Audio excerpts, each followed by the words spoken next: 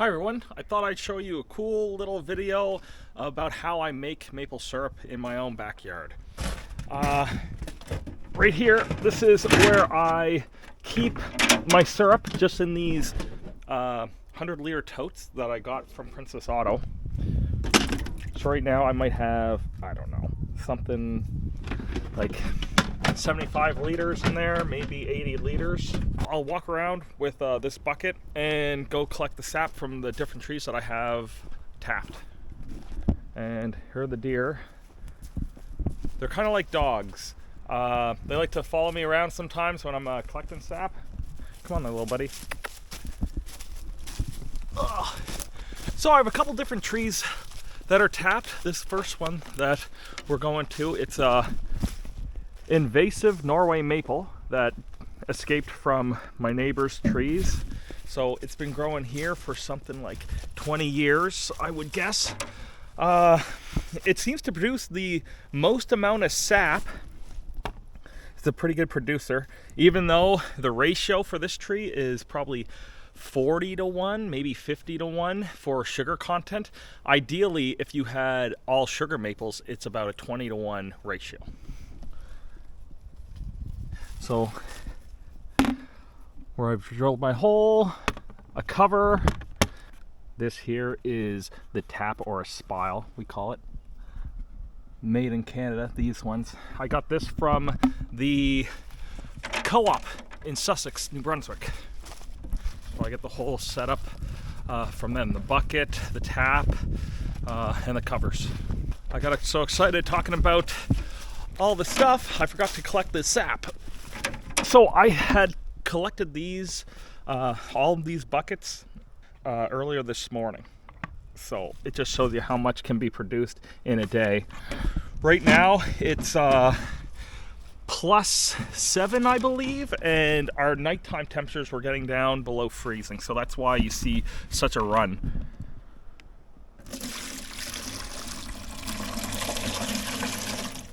And this container I'm pulling around, it's 16 liters. So I'm able to go around and collect most sap from all of the trees before I have to dump it into my big tote.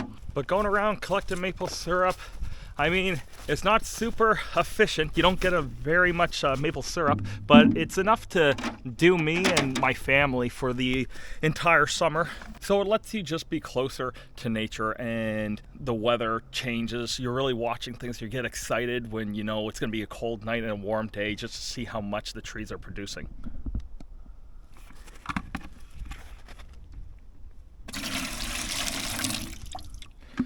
So most of the trees that I tap, they're all red maples. This one here being, I believe, is a red maple. And you could see how much less kind of gets produced there compared to what that Norway maple. The sugar content in these, though, are a lot closer to a sugar maple. I think it's something like 30-1. So you're getting a way better ratio for sugar to water content. So it means less boiling later on. I only have 8 trees here on the property tapped, and they seem to produce enough maple syrup that I've almost filled that 100-liter tote, and it only took me, I believe, 3 days of collecting. So they're doing pretty well. This tree here, this is my favorite Norway maple that I have. It grows just in the ditch, and the roots go underneath the road. So when the snow first starts to melt and maple syrup season starts, this tree seems to produce the most, the fastest. So I think it's because the roots are going underneath the road and it's warming up. So this one here is a pretty heavy producer. If I don't come out and collect it, even after one day, the bucket could be overflowing. And this Norway maple, this is just an escapee from one of my neighbor's trees. Someone had planted Norway maples, and the seeds obviously got here into the ditch and produced this tree. But I like it. I don't mind it growing here in the ditch. I've noticed in New Brunswick, especially here in southern New Brunswick, in the Rothesay area, it was pretty common to plant a lot of these Norway maples. They use them as ornamental trees because they're purple. They look really nice. Also, they're a maple tree, so the city seemed to plant a lot of them around, but they're starting to escape and become naturalized, I guess I would say. They're starting to, like, anywhere that there's an easement between properties, say this ditch, you'll have Norway maples that take over. And pretty soon, I think they're going to be the dominant maple tree in this area. The biggest issue with these Norway maples, which this is another Norway maple, and again, it's really close to the road, so it just is a wild one that came off someone's tree years ago and kind of embedded itself here. They have a really shallow root structure. See the roots here? So they spread out, they suck up all the moisture, and then see all the leaf litter? So this is all off that Norway maple, and it smothers all the seedlings of other trees, and it sucks up all the water, and it kills off all the competing trees. So our local maple trees, sugar maples and red maples, they can't really compete with this type of tree. So over time, if you get an established group of Norway maples, they're basically going to wipe out the other maple trees in that area. But they definitely produce a lot of sap. So, and it all tastes the same when you boil it down. So although it's invasive, we might as well take advantage of this resource that's available to us.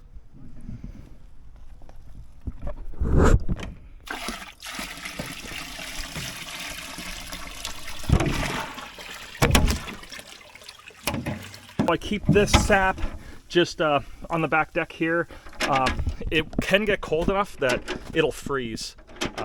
You'll get a frozen top layer of sap, and everything just helps keep it cool until I'm ready to do a boil. So I'll show you how we boil this sap down in a couple days once I collect a lot more sap. Last night was -4, and let's check the sap. And you can see it's a little bit frozen. It's good to keep it here in the shade to allow it to stay as cold as possible. That gives you a little bit longer time between having to boil. So if you don't keep it in the shade and it starts to warm up, the sap will start turning yellow. It'll even start to have some mold growth, so you definitely don't want that. I tapped 2 trees at my parents' house, and my parents brought me over some of their sap. So I'll add that into a new tote because this one here is full. This is my 3rd year doing maple syrup, so you can see where I tapped the tree before, and it's healed over. This one here is from last year, so in 1 year the tree will reseal itself, and in several years you won't be able to tell where the tap was. This is my boiler, or evaporator, as people call it. It's just an old barrel that I cut a door into, put some hinges on, and this old slide for a lock. So it's only gone through 1 boil so far, but it seems to work very well. I put some brick around just to insulate it better, help keep some of that heat inside there. Little bit of ice right now because I just leave it outside all the time like this. I got double walled stovepipe, and I just stack it up, and that's just to get the smoke high enough out of the way that it's not blowing in my face the whole time. You're gonna sit here for hours, so you want to be as comfortable as possible. I collected the sap again last night, and this is how much we have. The temperature was pretty cold, so you wouldn't imagine that it would flow that much. And you can see here, the sap's all frozen. So you want to have cold nights and warm days. The warm days brings the sap up into the higher parts of the tree, and then the cold nights draws it back down. If you end up just having cold nights and days, it'll stay down. If you just have warm days and nights, it stays up. So you're trying to catch the flow, that natural flow of the sap up and down the tree, and that's why right now there's nothing running. But later today, if it goes up to +10, you'd fill this bucket in 1 day. As we walk through, there's always usually a deer hanging out. So they let you get pretty close, but they're nothing to fear. But it is nice to kind of have somebody out and about hanging out with you while you're collecting sap early in the morning. I'm going to show you what it looks like when you know the maple sap has stopped running. So today is April the 9th, Vimy Ridge Day, and we had a kind of a freak snowstorm last night. So it got pretty cold, we got all this beautiful white stuff on the ground, and you can see the sap's not running. So even though it was kind of cold last night, it wasn't enough to bring all of that sap out of the top of the tree and bring it down to the base. And the tree's telling us, okay, it's done. Sap is not going to flow anymore. I can pull my taps today. But I was pretty surprised. Thought that after having a little snowstorm, the sap would be running, but I guess not. You always learn stuff doing maple syrup. Surprises every day. 2025 season's been pretty good. I already boiled down about 150 liters already and made, I think it was around 5 liters of syrup. So we'll see when we boil it down. We're gonna start boiling down our sap, turn it into maple syrup. So this is my evaporator, and I made this from just a used barrel that one of our YouTube subscribers actually let me have. So thank you very much. I ended up getting it, and this is what I made out of it. Pretty rudimentary stuff. Got some stovepipe for free. So everything when you're doing maple syrup, you want to do it as cheaply as possible and as efficiently as possible. Keep those costs down. So I got these old trays. They're all cut to size. You can kind of see, I've already used this setup one time before, and you can see the outline of the barrel from where it was boiling and some of the sugar burnt. Now I'm gonna start a fire. What I need to do is not have these trays in here. Just want to make sure I was putting them in the correct side, but I'm gonna set a fire up in here, let it get burning quite a bit, and then I'm gonna put these trays in. Now with these trays, you want to make sure that there's some sap in it already, because these are stainless steel. If you had something like aluminum, you didn't have any liquid in there, it could just melt the bottoms out of it. So you always want to make sure that you have some kind of liquid in the bottom of these trays when it's on the fire. I'm getting to this kind of late in the day. Normally when you start boiling maple syrup, you want to do it in the morning because it takes forever. Unfortunately, weather's been kind of bad and I'm getting to it late today. I'm going to be boiling all day tomorrow. These are my gloves, so you can see I've stuck these into the fire quite a few times.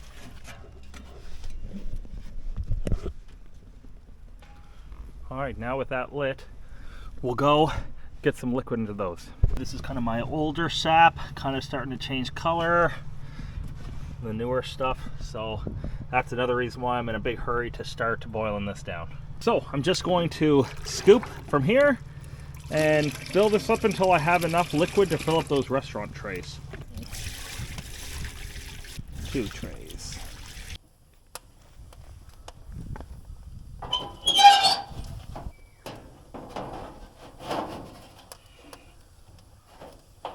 And now I'm gonna go get some more sap to add in. I like to usually keep the level up to around here. Oh, it's hot. Yeah, I like to keep it up around that level. Just any higher and it might boil over. But you always want to keep it kind of topped up there. So yeah, now just about sitting here, keeping the fire stoked, and yeah, watching sap boil, which is a lot like watching paint dry. But it's fun. That's about as high as I like to keep the level.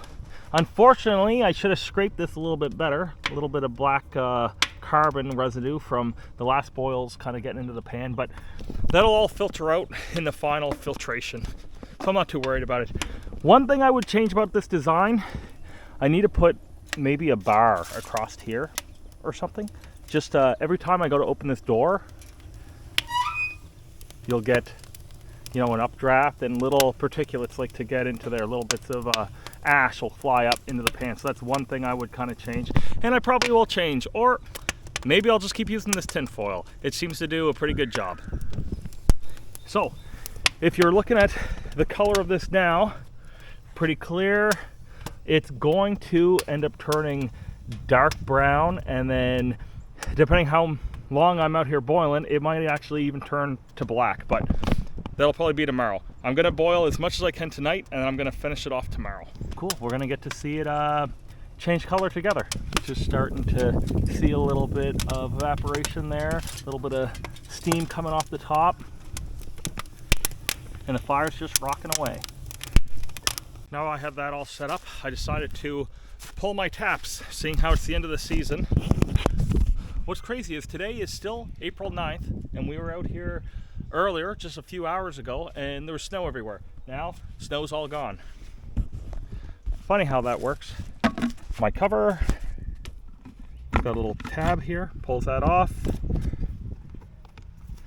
And now I can take my tap out by using the hammer. It's got this little notch on the top, and it should just come right out like that. Boom.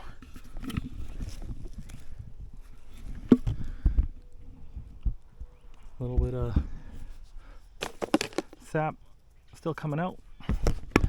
So that's a hole from last year. Still a little bit open this year and 2 years ago. So that one should hopefully look like this next year. You don't have to fill it or put anything in there. It just naturally reheals and seals itself over. Now I just got to go do that 8 more times.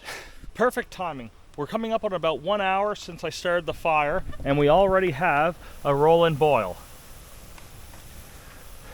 So that's why I don't like to go any higher, because I don't want the sap to overflow.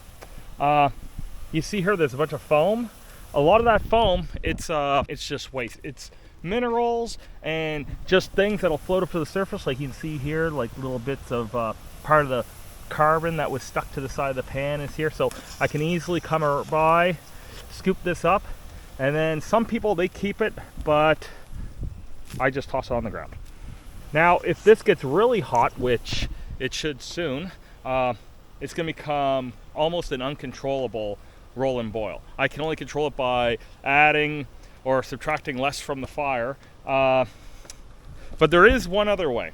So to stop this from foaming up and over boiling, I like to put a little bit of olive oil into my sap. So just a little bit in this one. This one here hasn't started to overboil yet, but I'll add some olive oil into both. That's the worst thing. You don't want to have it overflowing and you lose all your syrup that you've been trying to boil for the last 10 hours. It always likes to boil over when you least expect it, and you went away, went back inside, grabbed a beer or something. Now this is the fun part. Just watching it roll and boil, try to keep it rolling as much as possible, and just watch that level drop, drop, drop until you gotta add more sap, and you keep repeating that for 2 days. Also, as I build up the coal bed, it'll get closer to the pan, and I'll be able to maintain that roll and boil a lot better. I'm about to add more sap, and you can see how the clear color is now turning to a yellow. So slowly, we're getting rid of a lot of that water and turning it more and more into concentrated syrup.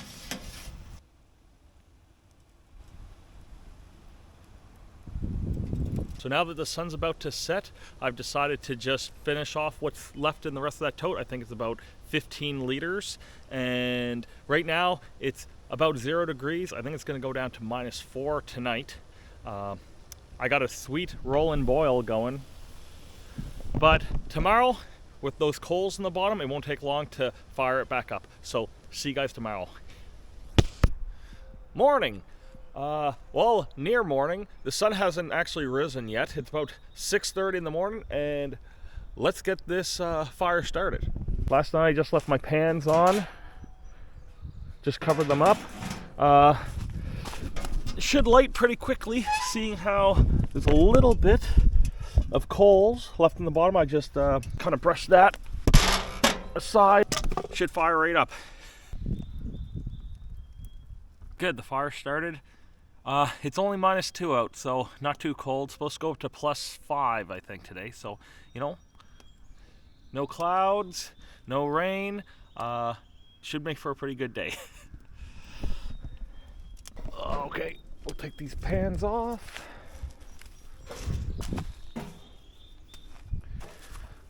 Put those on last night just to protect it from anything landing in it over the night, or my fear was maybe a mouse would find its way into these sweet pans, but luckily nothing's in there. So this side here, it's boiling a lot more than this side because the heat's going out the chimney, so the heat's carrying through. What I was doing was kind of transferring some of the sap from here to this pan as well. So I use this kind of as like a preheater, and then this is doing most of the boiling. We're at sunrise, and we have a little bit of a roll and boil going there. The deer have arrived, and I'm about to have breakfast. So this stuff here, this is what we're doing it for. This is maple syrup from last year. This is going to be my breakfast. So I already poured a bunch in here, but real maple syrup is very runny compared to what you buy at the store. So this is basically what real maple syrup looks like, made here in the backyard. I think the deer might be wanting some. Yeah, it was cold last night. Now I just have to do that another 500 times and we're all done. From this side, that isn't really roll and boil, and add it here. So I'm using this side as kind of the preheater.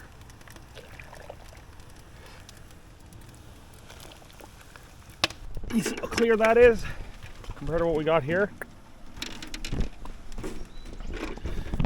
And it's just going to keep getting darker.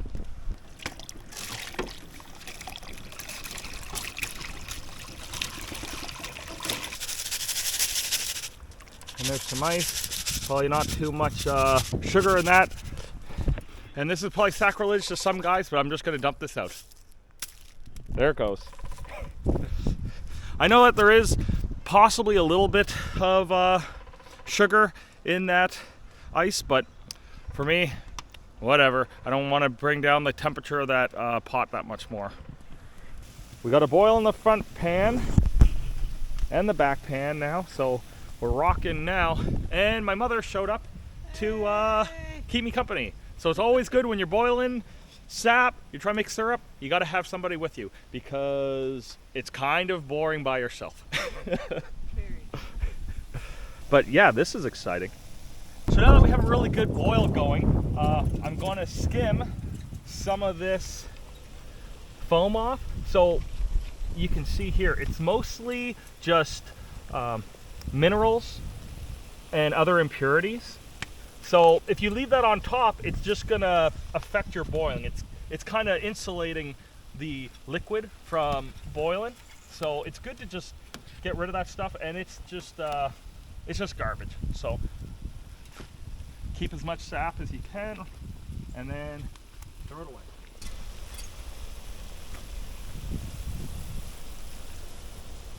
We're down to our last 100 liters. Sunset is in about an hour from now, so we're gonna do as much as we can in the daylight, and then after that we got to put our headlamps on. And there goes the sun right here. Before I lose any more light, you can really see the difference in the color. So I keep adding new sap to here, transfer it into here. This is really looking like maple syrup, and that still looks like the maple sap. Hey guys, I guess this camera is really bad in low light. So I'll see you guys in the next part when we're finishing this up.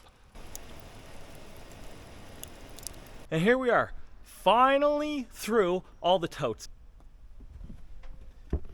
So now to boost our efficiency just that much more, I put some sap into my finishing pots, and it's soaking up that excess heat. So we're preheating our sap to put into our preheater to then add to our finishing tray. So now I'm going to just reduce down the level of the sap as much as possible, and then I'll mix them together and I'll finish it off inside. I could finish it here in the pans, but I find it's better if you finish it off on either a propane burner, like for your barbecue, or what I do is I take it inside and I just do it on a regular stovetop. Now we're to the finishing stages of making our maple syrup. I don't feel like starting my evaporator again, so I just took some of the ashes and I put them in this wheelbarrow to kind of preheat this pot, because I ended up with so much extra sap I couldn't fit it all into my finishing pot. So I'm going to try to reduce this level down a little bit further and boil off as much of that water vapor, because after this we go inside and we put it on our stove top, and because we're finishing it inside, I don't want a bunch of water vapor going into the house and then probably peeling the paint on my walls. We just finished combining both pots together, so we're on to the final boil now. It looks like a lot, and on the side here, I don't know if that's in quarts or maybe it's in liters, but 8 liters, 12 liters. People always ask me, they say, how much syrup did you get? I really don't know. It's like a guessing game. So the low end, probably 5 liters. High end, maybe 8 liters. So using those marks, it's telling me I gotta reduce this by quite a bit more. So it'll be interesting to see at the end what we end up with. Hopefully I get 8 liters. As it's reducing down, I'm still ladling off all that foam. Trying to get rid of that stuff. And it looks like the deer have come over to say hello. Like I say, you're never in the backyard by yourself for too long, because the deer come to hang out. They're really like domesticated dogs here in this neighborhood. So, cute little buggers. How many is there? 1, 2, 3, 4, 5, 6, 7, 8.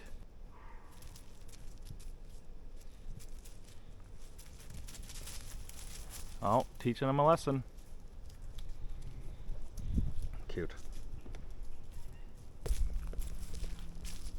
But yeah, pretty safe. You're just here to hang out in the backyard sometimes. All right, get out of here, you guys. I got sap to boil down. Let's make some maple syrup.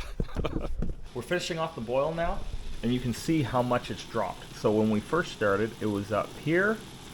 This is 12 liters, and now we're just slightly below the 8 liters. Let's check a temp.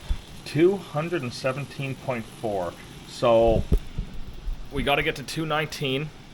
So at this rate, I would say we're going to get down to about 7 liters of sap. While we get closer to the temperature, this will start foaming up more, and you'll see more of a change. It's going to get more, it'll get a lot thicker, it seems like, and you'll get that frothing.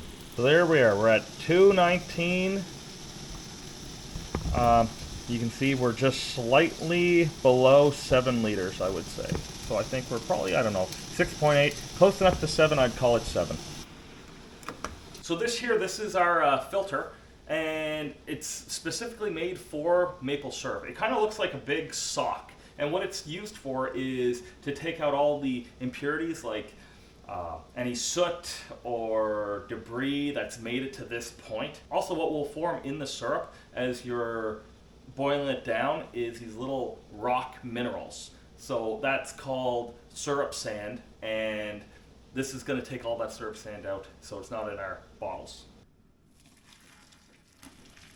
And this is really kind of like a two-person job, unless you had a jig set up that you could hold this up maybe with sticks or something. But we always do it with 2 people. You gotta be really careful though, because that syrup is super, super hot.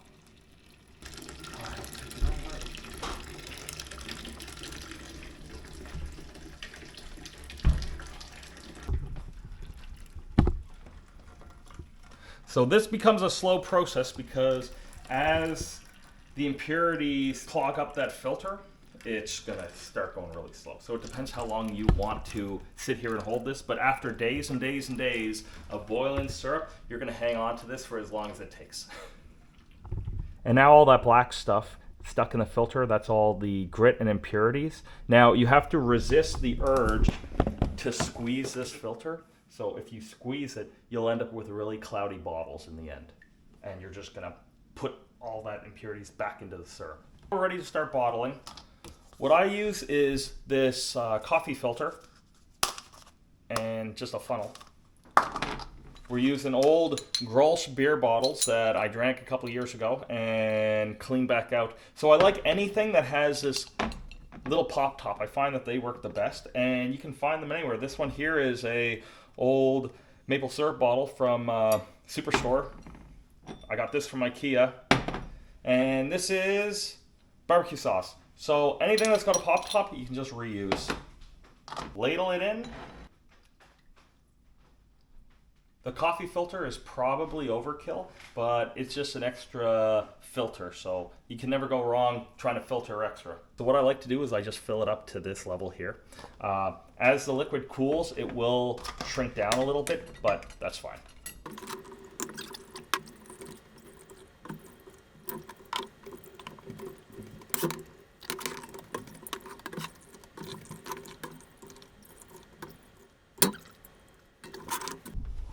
So, after all that hard work, this is the end results. We got 4.2 liters of finished syrup. So we started with roughly 200 liters of sap, maybe a little bit more, which gave us a ratio of 50-1. What I learned this year is that the Norway maple is actually a 50-1 ratio for sugar content, so that kind of coincides with our results that we got here, seeing how most of the sap came from Norway. I know it would have taken a lot longer to boil everything down if it wasn't for my brand new evaporator, so I got to thank again the guy who gave me the barrel. Thank you very much.